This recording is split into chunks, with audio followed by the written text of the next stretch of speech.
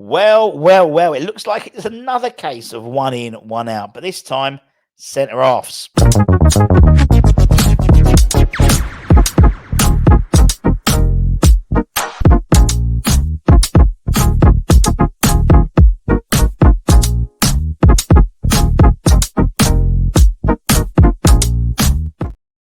Yes, everybody. Russ on the West Ham Network. Happy Sunday to you. Day of rest.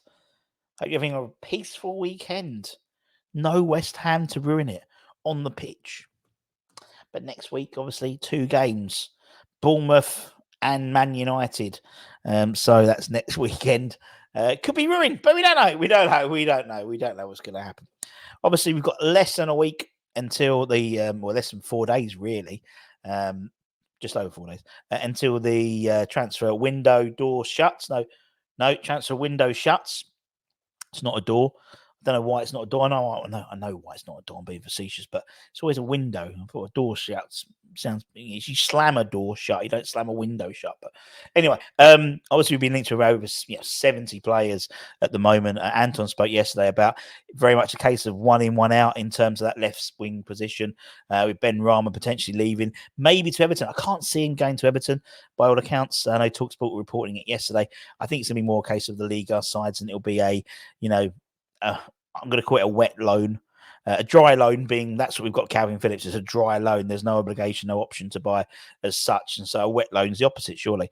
And I think if there's an obligation for at least 20 million quid, I think we would bite their hand off. And then maybe it could be Jonathan Rowe coming in. It could be Jota coming in. I think for me, Ibrahim Osman is very much separate to that discussion, regardless of what happens with Ben Rama. And indeed, the likes of Fornals are heavily, in contract negotiations, apparently with Real Betis. I think they're willing to pay around, I think we're going to get 7-8 million quid for him, which not great value at all, but something for nothing. Otherwise, we easily could leave next year without a penny in our coffers. And at least it means we could potentially use that for other signings coming in. But it looks like there's another player who's looking to leave. Premier League Brazil suggests that this man, Luizao, wants out. He wants out of West Ham. We signed him back in January 2023 last year, part of the Rob Newman Brazilian revolution, if you remember. He went to Brazil and set up academies with a number of different sides, such as Sao Paulo. I think it's Botafogo as well.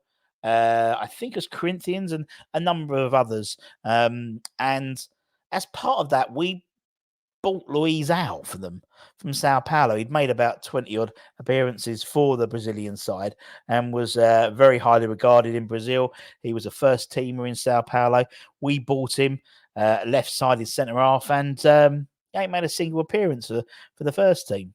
He's been stuck in the old not the stiffs, I don't call them stiffs anymore.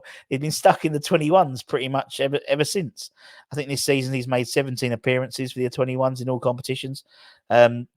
12 in the PL2 and 5 in the EFL, and that's it. I mean, I've seen him play a few times, and I don't get him. I'll be honest. I don't get him.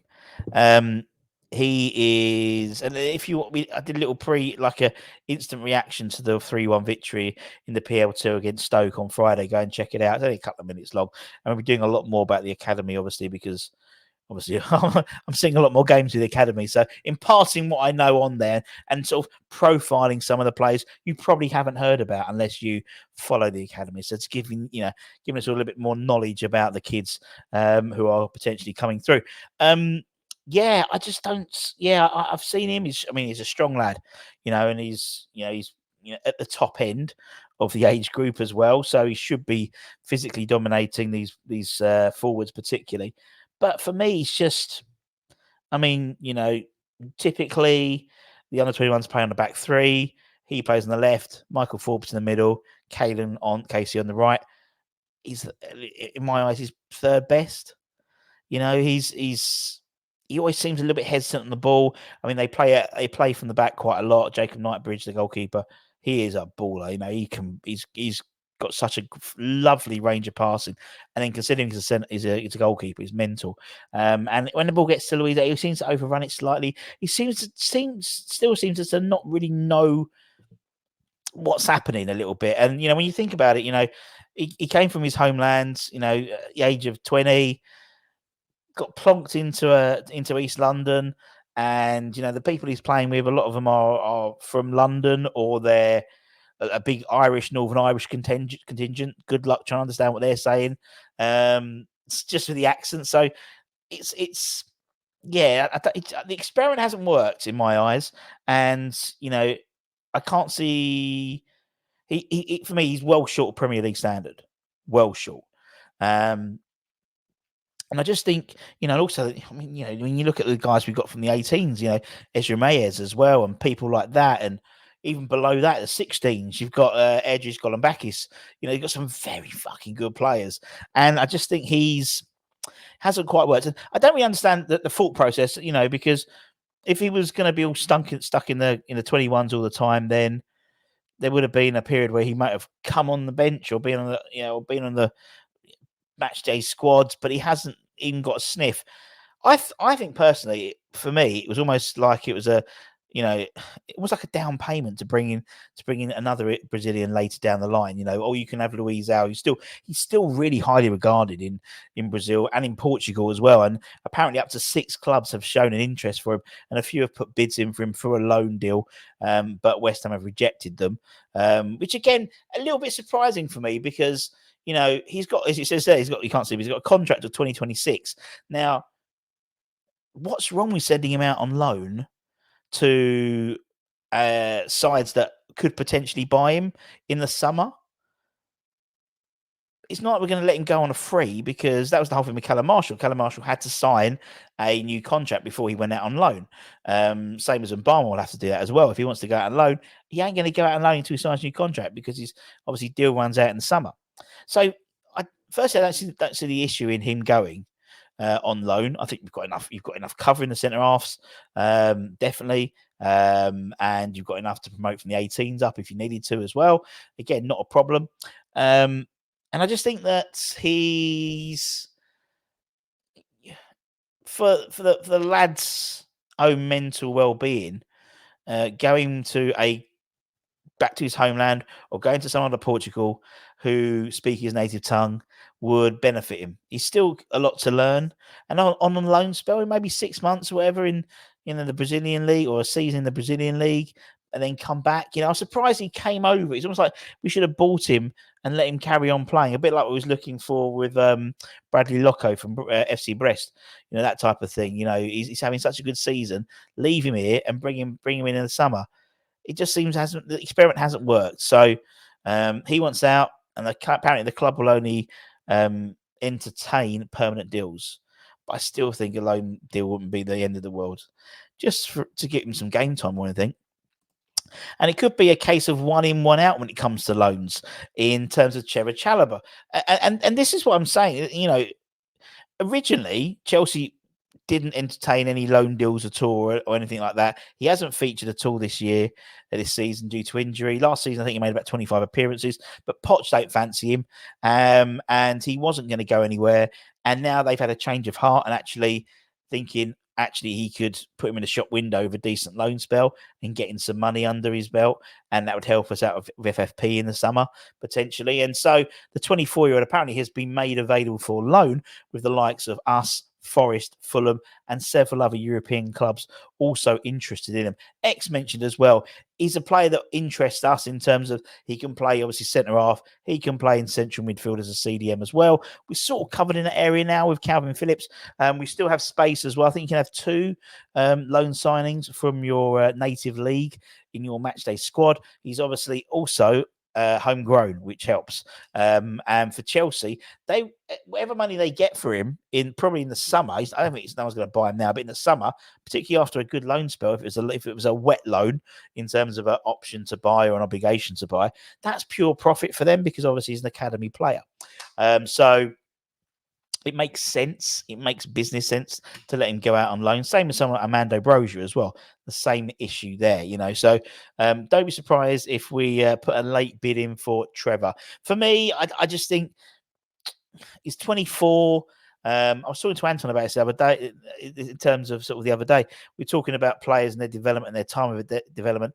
By the time they're like 20, 21, they should have a few, you know, games under their belt. And obviously, he did play 25 times for Chelsea last year.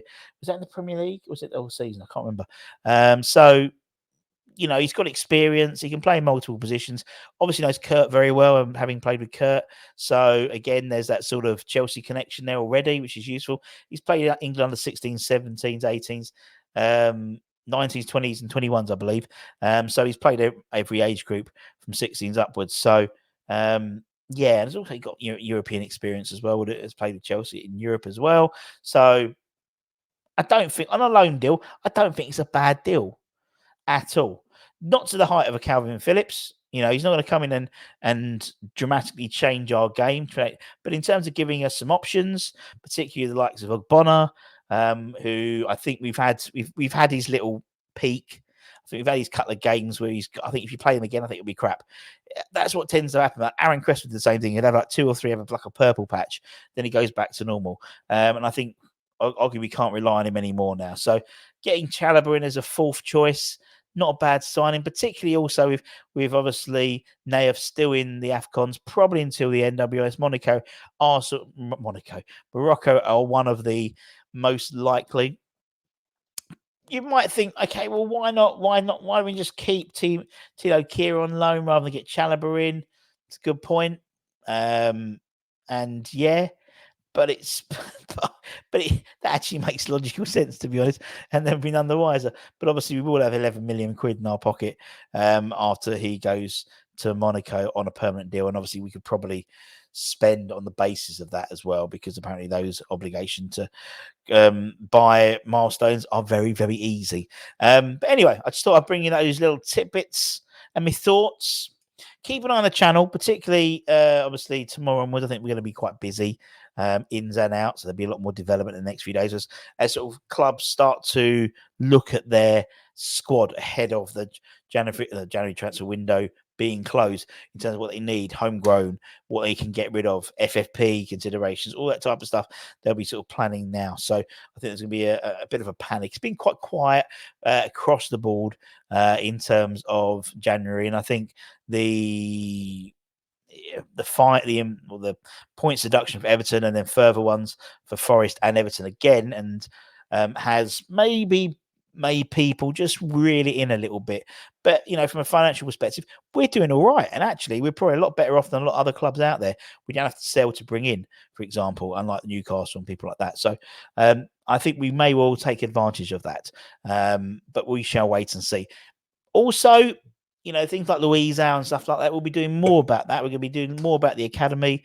Obviously, stronger association now with the academy now for doing the stuff on match day, so I get to watch a lot more of the games now, but a lot more games live, which again is different than watching them obviously on the old YouTube.